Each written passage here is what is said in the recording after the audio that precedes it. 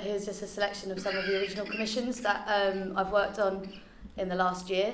I think it just shows all these films, mainly they're online. The first selection you'll see is off the back of a short documentary that we made for online that then Channel 4 picked up on and commissioned 2 series on Channel 4. But I guess we'll talk more afterwards.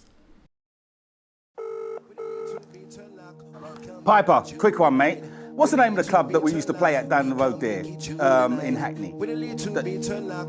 Back in the day when Deja was doing the raves. Oh, Piper, come on. Oh, you got to know.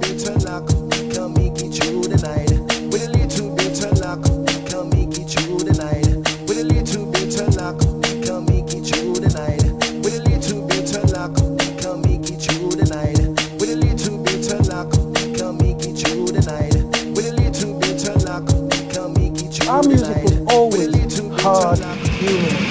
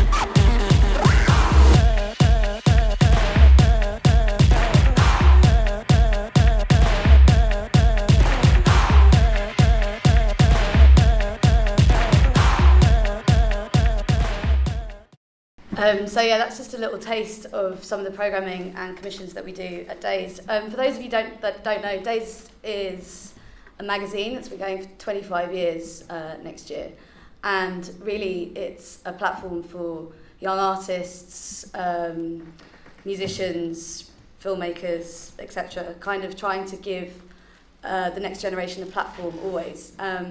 The work that I do is mainly in the online area, so the stuff that you see on Dazed Digital are either things that we've commissioned. We're independent, so obviously budgets are sometimes an issue, but we do the best with what we've got.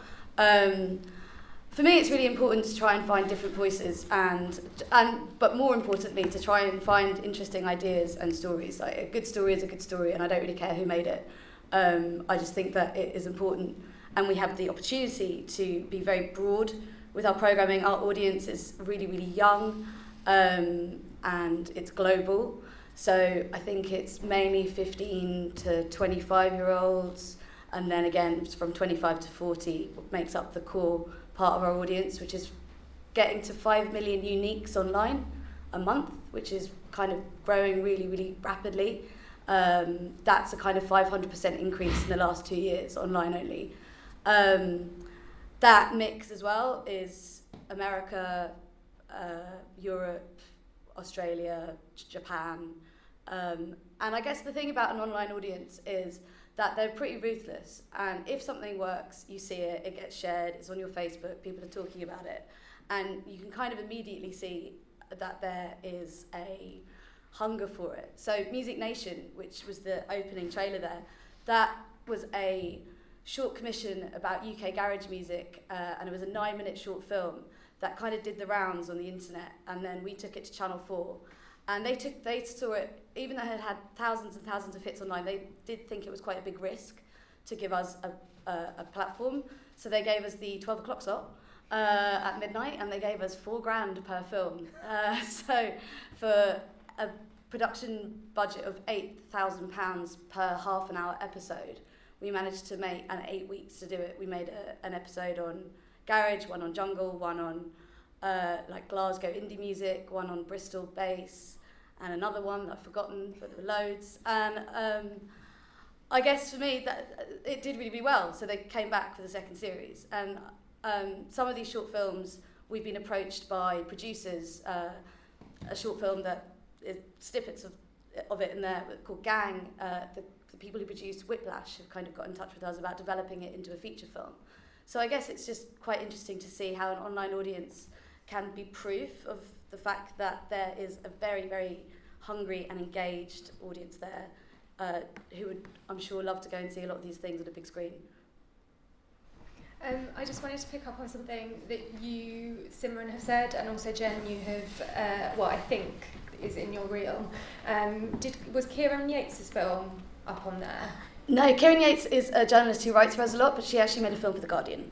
Okay. That was then kind of stolen by Channel 4. Do you want to tell that story a little bit? I don't know, you might know more about it than I do. I just was talking a little bit, thinking a little bit about your BuzzFeed article and how it then got put into mainstream, networks, and also some of the comments in the first session, which was about, people doing stuff kind of underground, but then it's being translated by other networks rather than paying for it fairly. So what you're getting is not necessarily the authentic viewpoint that first pulled someone in. But I may have just mistakenly seen that. Well, I think that was actually a film for the British Council that you're seeing, which was about transgender people. Well, it was about it was a documentary about Pakistan, and the filmmaker managed to find a group of transgender people in Pakistan. They were really delighted to be filmed, but it was a more kind of arty documentary than Kieran's. Kieran Yates, to kind of fill the story in, is a brilliant writer and journalist and filmmaker. She's got a really cool zine that she's just made British called Values. British Values. It's really Google it. You can order it. It's a physical zine, and it's all about immigrant culture in the UK. It's super cool. Check it out. But the top line on that is basically she made a really successful film that was on The Guardian. Muslim drag queens. About Muslim drag queens, and now Channel 4 are doing a series, but it's directed by a white guy, right? Yeah. I think is the general.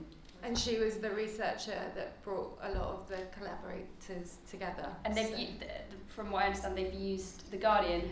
Her film was with The Guardian, right? And so Channel 4 have used a lot of the same people that she used in her film, proliferated the same ideas, and are not really relinquishing any sort of involvement to Kieran or any acknowledgement to her original film. She's quite frankly just been cut out of the conversation, which I think brings in another point around IP and intellectual property and who owns what, especially when you do put your work out online. I guess you are exposing it and you're trying to get an audience, but there is also a risk that someone with more money will come along and get it made before you can. But I think that's something that probably affects everyone on this panel to an extent. And I'm also really interested in the female first thing, because there is a lot of female focused programming right now. LFF is the year of the woman. Next year at the BFI it's going to be the year of the woman. It's constantly going to be the year of the woman, apparently. I can't wait. But there's Suffragette that's coming out. There's a disconnect between the stuff that's happening that you guys are doing, I think, and this is for you guys to respond to, and potentially the bigger things that are happening that are more mainstream. So, and for me, that is diversity. So it's about the colour of the people that are doing the shouting and waving and talking about being a woman. So can you talk a little bit about Female First and how something like that, do you think about diversity when you do that, or is it just knitted into what your interests and what you do? Personally, I don't think I really do think about, this must programme this because this is by a woman. I think that I'm like anyone, you just want to put up really good work. Female First came about, we were doing an issue of Dazed magazine called Girls Rule the World, and Lupita Nyong'o was on the front cover, and this was just before the Oscars and before 12 Years a Slave came out.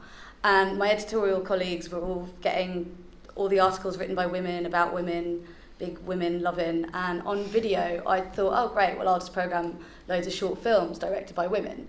And I kind of got there and realised that on every major commercial production company, so I work kind of across the more traditional cinema routes, and also work a lot with online, with commercial producers and bigger production houses like RSA, Academy, Partisan, Some Such, etc.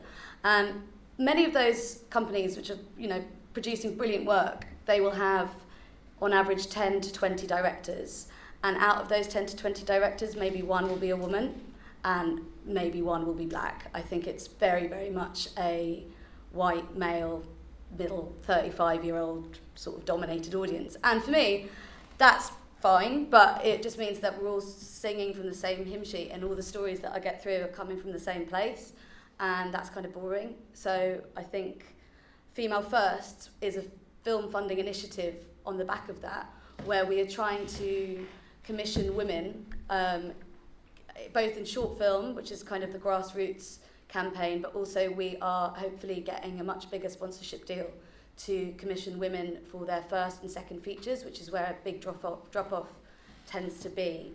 There's a lack of confidence, I think, in giving that finance to women. And because of that, we're not getting different perspectives, and there aren't enough, not only in directors, but there aren't really enough female role models within the characters, I think, that we see on cinema as well. A lot of the female characters are quite 2D, and I think that is a direct result of only really one type of person directing films at the moment. So Female First will hopefully be a platform for people coming up and help them get noticed.